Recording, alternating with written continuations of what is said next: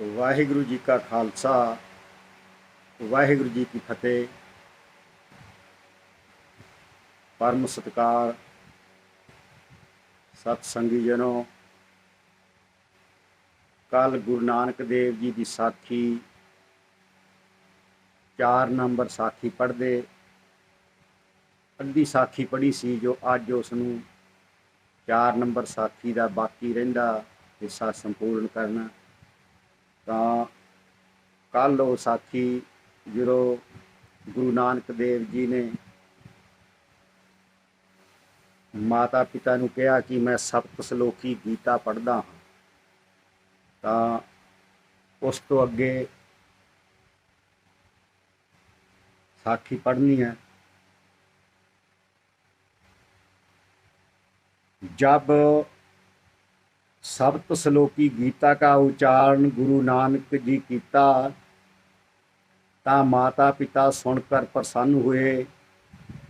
पिता ने कहा, हे पुत्र नानक, साडी समझ में यह संस्कृत नहीं आउंदी, इसदा असां नूं अर्थ करके सुनाओ। तब प्रसन्न होए के श्री गुरु नानक जी अर्थ लगे करने। श्री गुरु जी बोले, सुनो पिताजी, श्री कृष्ण भगवान जी अपने परम प्यारे भगत अर्जन ताई उपदेश किया है। हे अर्जन, ओंकार जो प्रथम अक्षर वेद में है, प्रणवी उसका नाम है। जो ओंकार वह जो परम पुरुषोत्तम, जिसको पूर्ण ब्रह्म कहते हैं, इसके सांसों का शब्द जो वाणी रूप एहो पृथ्वी में ब्रह्मा जी के हृदय में प्रवेश किया, तो इस वाणी के बल से संसार रचा और वेद भी संसार में पवित्र हुए और भक्ति परमेश्वर जी का भजन भी प्रवृत्त किया। जो कोई इस ओंकार का जाप करेगा और मैं परमेश्वर हो जो मेरा ध्यान धारेगा, जब वो प्राणी देह का त्याग करेगा, सो मेरे परम धाम को प्राप्त होवेगा। मैं जो हाँ सदा एक रस हो, सूक्ष्म ते भी सूक्ष्म हाँ, सारी विश्व का अधिकारी हो, निश्चिंत हो। डर मेरा सबके सिर ऊपर है और सर्व प्रकाश मेरा ही कोट। सूरज का चांदना मेरे प्रकाश के तुल नहीं, क्यों जो वह रात्र को और मंडल में चला जाता है, ते मेरा प्रकाश जुगां दे आद जुगां दे अंत पी और मद पी एक रस है। काहे ते जो अज्ञान रूपी अंधेरा स्पर्श नहीं कर सकता। अर्जन, जो मेरे भगत मेरी कथा कीर्तन प्रेम से करते हैं, संसार को सुना के पवित्र करते हैं, और जो सुनते हैं संसार को प्रतीत के साथ में तिना लोकां दी सदा ही रक्षा करता हूँ, सुदर्शन चक्र लिए। हे अर्जन, ऐसा पक्का निश्चय जो कोई भगत मेरा मैनू सतचित आनंद कर दान के सर्व वासना को रोक के मेरा सिमरन करते हैं, तिनके पीछे रक्षा करता फिरता हूँ। हे पिताजी, जब अर्जुन को श्री कृष्ण देव ने ऐसा उपदेश किया, तो अर्जुन का भ्रम मोह दूर हो गया। तो ऐसे गुरु नानक जी माता पिता को गीता सुनाई। माता पिता बड़े प्रसन्न हुए। फिर माया पड़ गई। आखन लगे, चल पुत्र पांदे पास हो लै गया। तां पांदे आख्या, नानक जी कल नहीं आया, हुण तैनू पट्टी लिख देंदा हाँ।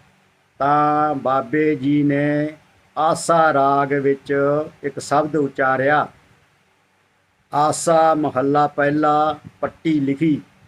ਸੱਸੇ ਸੋਏ ਸ੍ਰਿਸ਼ਟ ਜਿਨ ਸਾਜੀ, ਸਭਨਾ ਸਾਹਿਬ ਏਕ ਭਿਆ। ਸੇਵਤ ਰਹੇ ਚਿਤ ਜਿਨ ਕਾ ਲਾਗਾ, ਆਇਆ ਤਿਨ ਕਾ ਸਫਲ ਭਿਆ। ਮਨ ਕਾਹੇ ਭੂਲੇ ਮੂੜ ਮਨਾ, ਜਬ ਲੇਖਾ ਦੇਣਾ ਵੀਰਾ ਤੋਂ ਪੜਿਆ ਰਹਾਓ। ਤਾਂ ਗੁਰੂ ਜੀ ਬੋਲੇ ਸੋਈ ਕਰਤਾ ਹੈ, ਜਿਸਨੇ ਸ੍ਰਿਸ਼ਟੀ ਸਾਜੀ ਹੈ। ਸਭਨਾ ਕਾ ਸਾਹਿਬ ਏਕ ਹੈ, ਜਿਨ੍ਹਾਂ ਕੇ ਇੱਕ ਸੇਵਿਆ ਹੈ। ਆਇਆ ਤਿਨ ਕਾ ਸਫਲ ਹੈ। ਹੋਰ ਜਿਹੜੇ ਪੜ੍ਹਨ ਵਾਲੇ ਹਨ, ਉਹਨਾਂ ਸਭਨਾ ਧਰਮ ਰਾਏ ਕਾ ਲੇਖਾ ਦੇਣਾ ਹੈ। ਇਹ ਮਨ ਭੁੱਲਾ ਹੋਇਆ ਮਾਨਸ ਜਨਮ ਖੋਵਦਾ ਹੈ। ਰਹਾਓ ਕਹਿੰਦੇ ਹਨ, ਮਨ ਵਿੱਚ ਨਾਮ ਦਾ ਠਹਿਰਾਓ ਹੋਵੇ ਤਾਂ ਇਸ ਨੂੰ ਲੇਖਾ ਨਾ ਪਵੇ।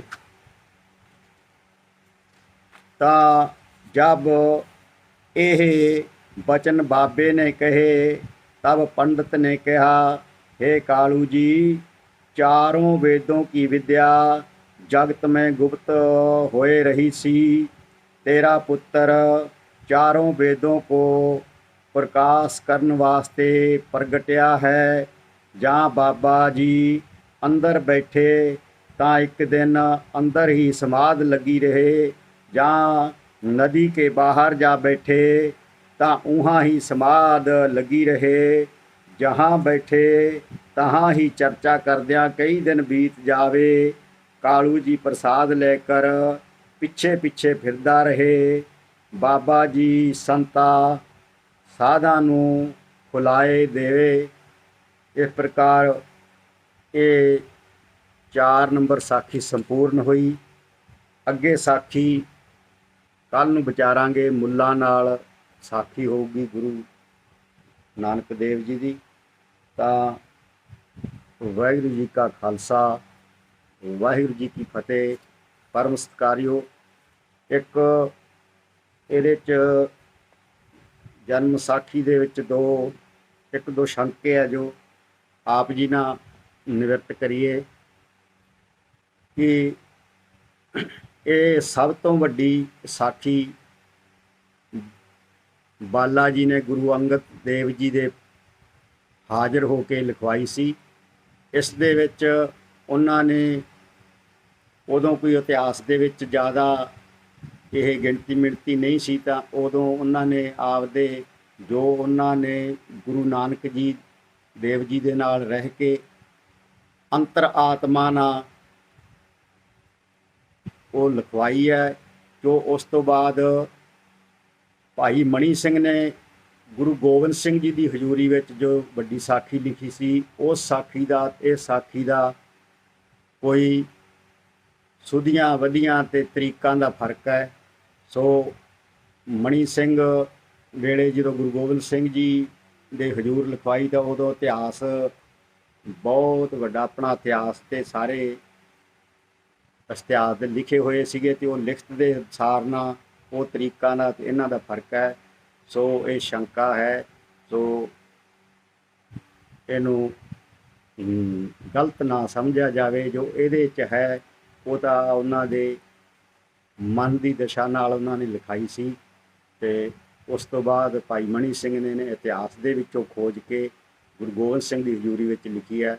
ਸੋ ਇਹਨਾਂ ਤਰੀਕਾਂ ਦਾ ਅਤੇ ਉਹਨਾਂ ਤਰੀਕਾਂ ਦਾ ਉਹ ਥੋੜ੍ਹਾ ਅੰਤਰ ਹੈ। ਵਾਹਿਗੁਰੂ ਜੀ ਕਾ ਖਾਲਸਾ, ਵਾਹਿਗੁਰੂ ਜੀ ਕੀ ਫਤਿਹ।